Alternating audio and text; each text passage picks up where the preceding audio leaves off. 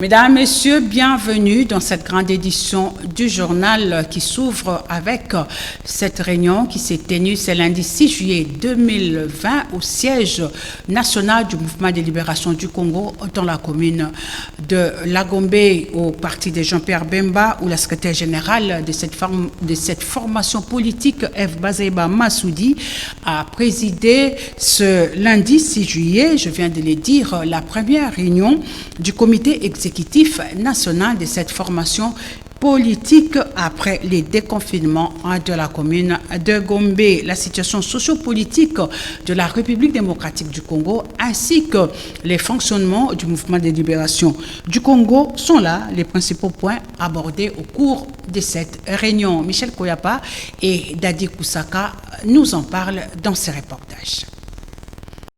Après le déconfinement de la commune de Lagombe, le mouvement de libération du Congo reprend ses services en son siège social de cette commune de la ville-province de Kinshasa.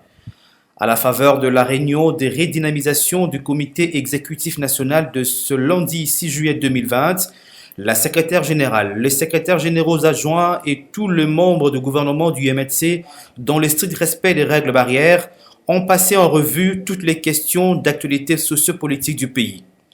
Des échanges, des débats sur les questions politiques, sanitaires, sécuritaires et socio-économiques en perspective de l'élaboration d'une feuille de route de réponse adéquate face aux enjeux. Comme le précise le député provincial Désiré Mozi Abozi, porte-parole. Le MLC a tenu une réunion de redynamisation par son comité exécutif national ce lundi 6 juillet dans la grande salle du siège national, avenue du Port, ici à la Gombe. 5 points étaient inscrits à l'ordre du jour. Donc, comme vous le savez, la situation, l'actualité de l'heure qui est inscrite sur le Covid-19, l'actualité politique qui s'inscrit sur la bouillabaisse qui se passe au niveau de l'État, la politique de la révision de certains articles constitutionnels, également la question de la CENI qui fâche, qui défait la chronique, en même temps d'autres questions inhérentes au fonctionnement du parti, ainsi que l'insécurité, la sécurité, la situation sécuritaire du pays. Le parti de Jean-Pierre Bemba Gombo, véritable alternative politique, veille au grain. 6e prorogation de l'état d'urgence par le Parlement congolais. Les députés et sénateurs ont examiné encore la possibilité ou l'opportunité d'autoriser ou non l'état d'urgence décrété depuis bientôt 3 mois et demi en République démocratique du Congo au cours d'une plénière à huis clos. Plusieurs de ces sénateurs appellent plutôt à la levée pure et simple de cette mesure au regard de l'évaluation de la situation de la COVID-19 dans notre pays. Insécurité à l'est de la République démocratique du Congo et plus précisément en Ituri, le gouvernement de la République démocratique du Congo vient de dépêcher 2 chefs militaires, 2 anciens chefs militaires, en l'occurrence Germain Katanga et Mathieu Ngoudjolo, pour discuter avec la rébellion de la DECO. L'objectif étant de chercher des voies et moyens pour pacifier cette partie de la République démocratique du Congo. Je vous propose les comptes rendus de la réunion tenue à ce sujet. Suivez. Dans les soucis de faire taire les armes en Ituri, le président de la République, Félix Antoine Tshisekedi, vient de dépêcher les fils du terroir, notamment le général de brigade Germain Katanga, le général Godas Emery et le colonel Mathieu Ngoudjolo, tous anciens seigneurs des guerres en Ituri, pour convaincre le milicien de la Codeco à lâcher prise aux violences dans les territoires de l'Ituri. Aussitôt arrivé à Bunia, cette forte délégation s'est mise au travail avec les comités provinciaux de sécurité, avec à leur tête les gouverneurs de province. Question d'harmoniser de vue avant de se déployer sur le terrain. Occasion tout indiquée pour Floribert Ndjabou de livrer l'objet de cette mission en Ituri. C'est justement la mission qui nous a été confiée par le président de la République. Et il voudra que l'Ituri puisse revenir vers la paix. Il nous a envoyé pour que nous puissions parler aux groupes armés et plus précisément à la Codeco pour qu'ils puissent déposer les armes et rejoindre le processus de la paix. Au regard du regain de violence dans la province, le chef de la délégation invite les brebis égarées à revenir sur la voie de la raison. Nous demandons solennellement à tous ces combattants de Codeco d'accepter l'invitation du président de la République. Ça veut dire quoi? On leur demande de déposer les armes et de rejoindre le processus de la paix. Pendant ce temps, le milicier de la Codeco continue à multiplier des attaques sur plusieurs fronts dans la province, faisant état de plusieurs morts. D'où l'obligation de cette délégation de convaincre le milicier de la Codeco et autres à déposer les armes. Nous quittons l'Est de la RDC pour revenir ici à Kinshasa. Tekis Moulaïla, cadre du Parti du Peuple pour la Reconstruction et la Démocratie, invite les parties prenantes au processus de désignation des acteurs de la Commission électorale nationale et indépendante à favoriser plutôt les dialogues en vue de dégager un consensus autour de la désignation du remplaçant de Corneille Nangaa. Tekis Moulaïla s'est entretenu avec Clarissa Esseka. Remplacement de Corneille Nangaa à la présidente de la Commission électorale nationale indépendante, vive opposition face au processus de l'enterrement de la candidature de Ronsard Malonda par l'Assemblée nationale. Pour Tekis Moulaïla, cadre du PPRD, il faudrait privilégier le consensus pour régler tout différend pour un processus électoral apaisé. Le plus grand problème, c'est celui de trouver un homme neutre, indépendant, spécialiste. S'il ne l'est pas, il le sera. Oui, ça nous fait penser à des hommes corrects comme Feu Abbé Malumalu. Ça nous fait penser aux hommes corrects encore vivants, le président qui venait de terminer son mandat. Alors, s'il y a des contestations, ce qui est recommandé, c'est quoi? C'est le consensus pour rendre le résultat des élections crédible. Autrement, les contestations vont commencer dès aujourd'hui jusqu'à la fin du mandat. Ce n'est pas normal. Mais, il y en a qui sont nés rien que pour contester. On ne va pas les suivre.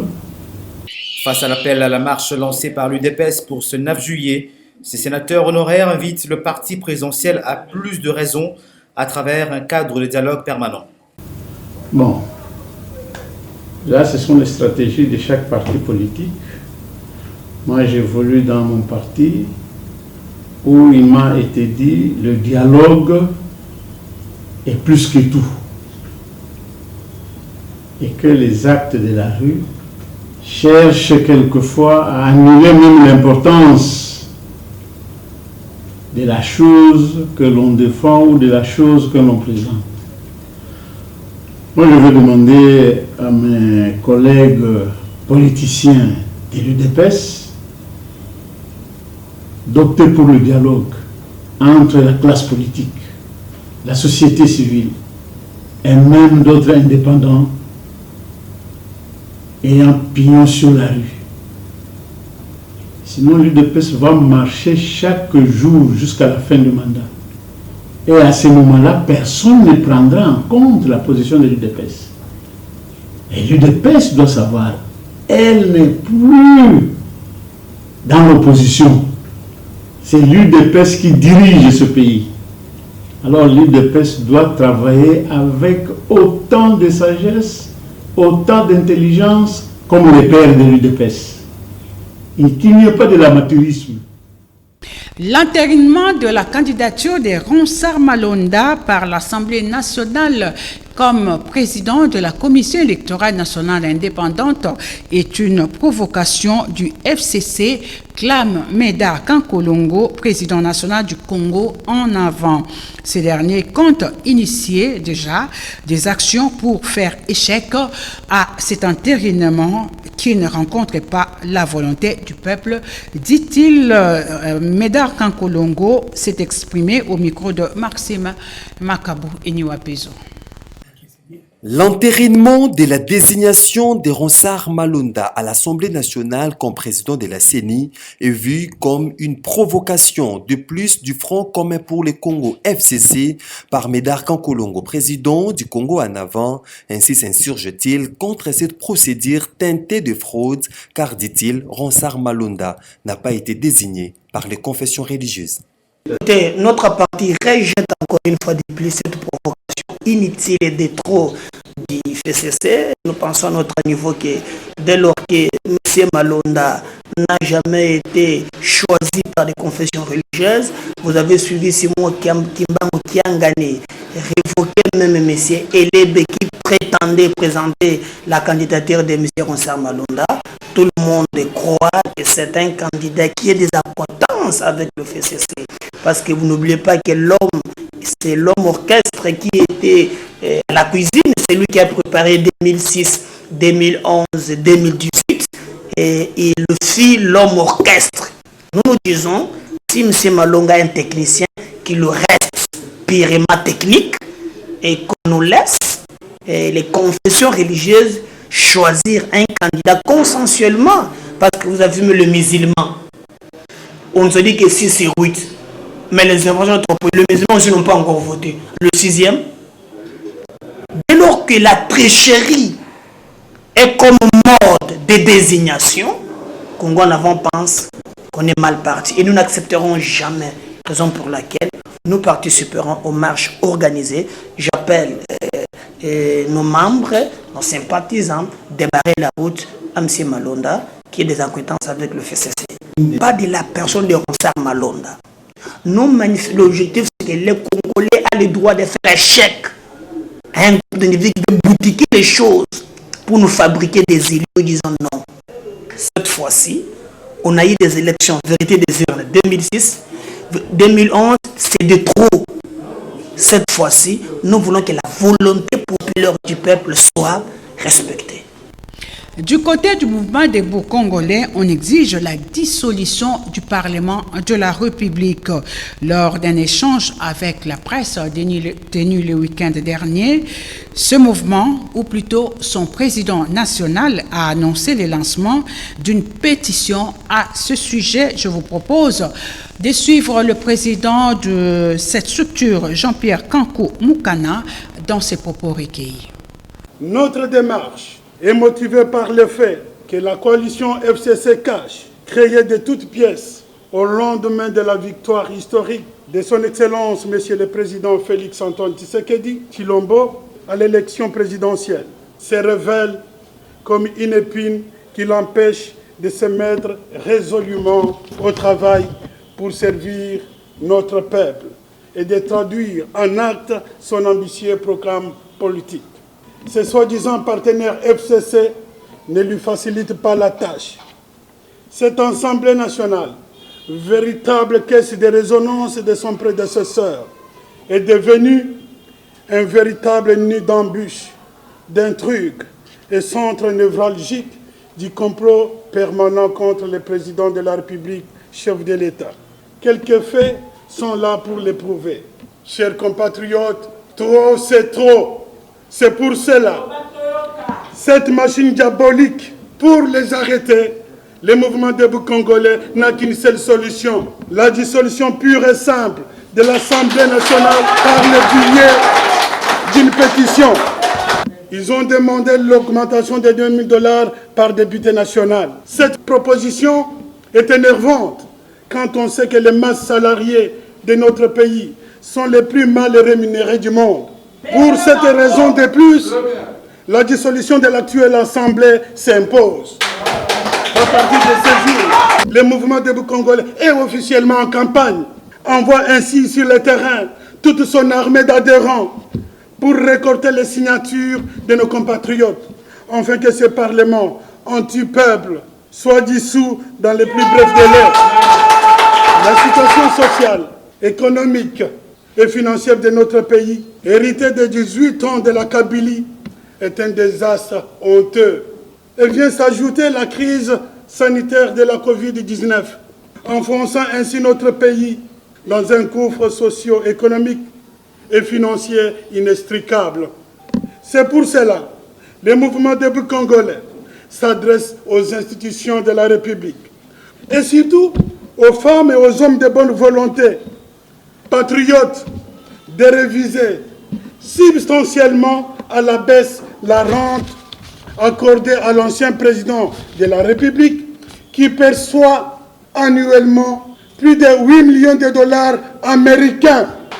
Ces rabais doivent être reversés au peuple congolais pour améliorer tant soit peu ses conditions de vie, en l'occurrence, par exemple, aux fonctionnaires, à l'armée et à la police.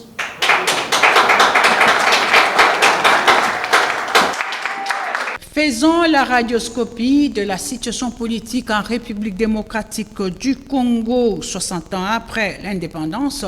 Sylvain Makiessé, analyste politique indépendant, qui dresse un bilan plutôt sombre du pays, au-delà de quelques avancées enregistrées ici et là, invite les politiques congolais à la prise de conscience en faveur du redressement du pays, nous disent ici Maxime Makabou et Niwapezo. L'avenir de la République démocratique du Congo reste sombre dans des perspectives qui paraissent compromettantes 60 ans après l'accession de la RDC à la souveraineté nationale et internationale.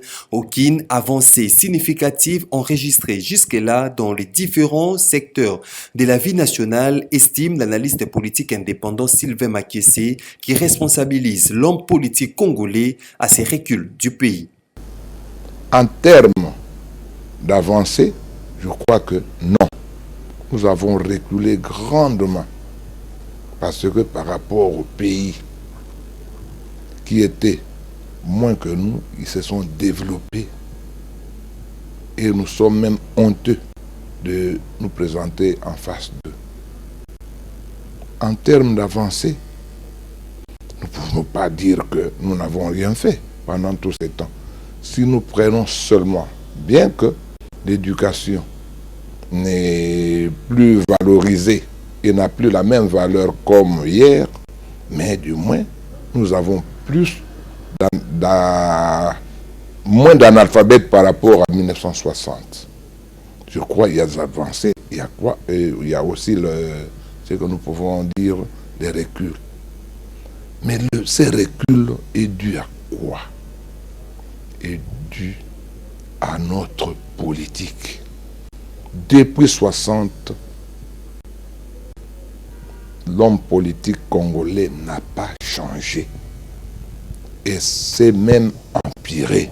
Parce qu'on ne peut pas comprendre le guéguerre qui avait en 1960 continue aujourd'hui pendant qu'on avait moins d'universitaires. Aujourd'hui, nous en avons une pléthore et qu'on continue à avoir de querelles pour des positionnements au lieu d'avoir de querelles pour faire booster notre économie.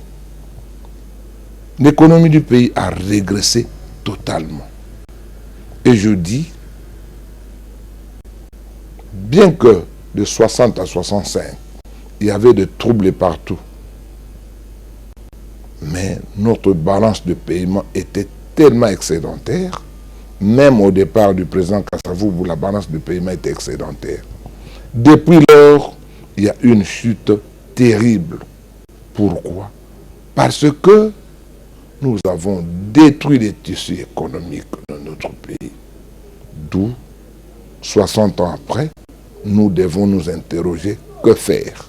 Sylvain Makiessé en appelle à la conscience de tout un chacun pour le redressement de la RDC. Et on boucle cette grande édition du journal par la lecture des journaux parus ce lundi 6 juillet 2020 ici à Kinshasa. Place donc à la revue de presse dans une sélection et commentaires de Maxime Makabou.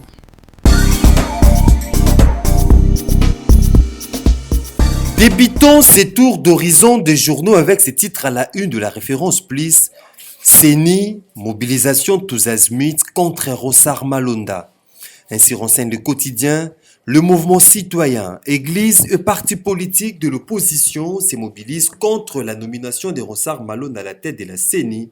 Le musulman et kimbanguiste ont fait volte-face et désavouent à leur tour le nouveau président soutenu par les FCC. Des centaines de manifestants, révèlent la consoeur, sont descendus dans les rues de Kinshasa samedi 4 juillet pour protester contre la confirmation de la nomination de Malonda par l'Assemblée nationale dominée par les élus pro-Kabila. La manifestation a été dispersée par la police, conclut-elle.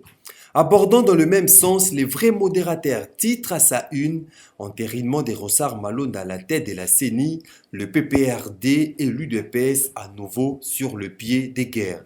En croire le journal, la coalition FCC-CACH ne s'est pas encore remise de la tension soulevée par les propositions de loi initiées par Mina Koué-Sakata, qu'elle est rattrapée par une nouvelle crise sur l'entérinement par l'Assemblée nationale de la candidature de Ronsard à la tête de la CENI. Les appels à manifester sont lancés de partout. Le PPRD, renchérit la source, n'y va pas par le dos de la cuillère en accusant l'UDPS de se rapprocher de la Mouka pour appliquer le plan de Genève.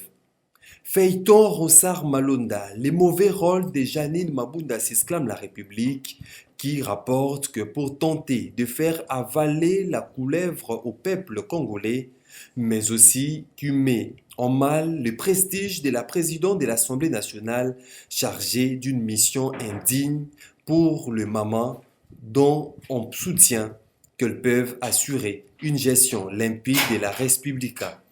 Pendant ces temps, Forum des As s'exclame en manchette « CENI, la confusion s'installe ». L'Assemblée nationale ayant déjà entériné le choix de Ronsard Malonda pour succéder à Corneille Nangaa, devrait-on privilégier les règlements politiques au mépris de la procédure légale, s'interrogent des confrères, et de poursuivre. L'UDPS prévient, les FCC sera celle responsable des conséquences malheureuses. Pour leur part, Fridolin Ambongo et André Bukondoa écrivent à Fachi, laissent entendre les quotidiens. Gratuité de l'accouchement en République démocratique du Congo, une fondation dépose un mémorandum au CENSA. Renseigne Congo Nouveau au bas de sa page. Et c'est tout pour cette revue de presse. Voilà, nous terminons cette grande édition du journal. Merci de nous avoir suivis et nous disons un grand merci à Héritier Toubilandou qui était du côté de la caméra. Merci et à la prochaine.